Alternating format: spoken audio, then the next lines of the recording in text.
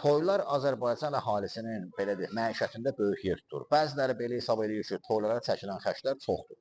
Bəziləri belə hesab edir ki, ömürdə bir dəfə olan bir şeydir və bunun xərcinin altında qalmağın mənası da yoxdur. Amma ümumilikdə deyim ki, ailə dəyərləri liberallaşdıqca toyların sadələşmə prosesi də qaçılmazdır.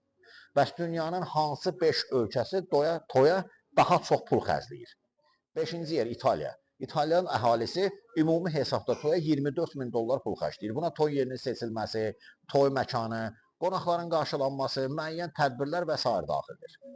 4-cü yer İspaniya. İspanların toya xərci 25 min, 26 min dollar arasında dəyişir. Buna adətən daxildir balayı, balayının seçilməsi, gəzintilər, bu şeylər daxildir. İspanlar toya o qədər də qonaq çağıran deyirlər.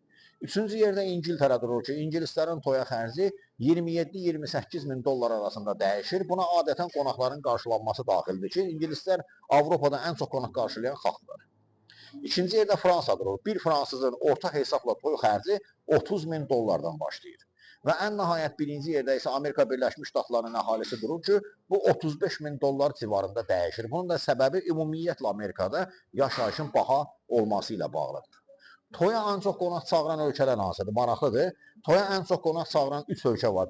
Üçüncü yerdə Birləşmiş Ərəb Əmirlikləri durur ki, 200-250 nəfər arası qonaq çağırırlar. Bu da onların ailə dəyərləri ilə bağlıdır. İkinci yerdə durur Nigeriya ki, burada toya qonaq çağırılanların sayı 200-300, bəzən 400 arasında dəyişir və ən nəhayət birinci yerdə Hindistan durur ki, bunlarda aşağısı 300 nəfərdən toya çağırılan qonaqların sayı başlamış olur. Bəzən 1000 nəfər civarında da dəyişə bilir. Bu da kasta sistemi ilə bağlıdır ki, bütün kasta nümayəndələri toya çağırılmalıdır.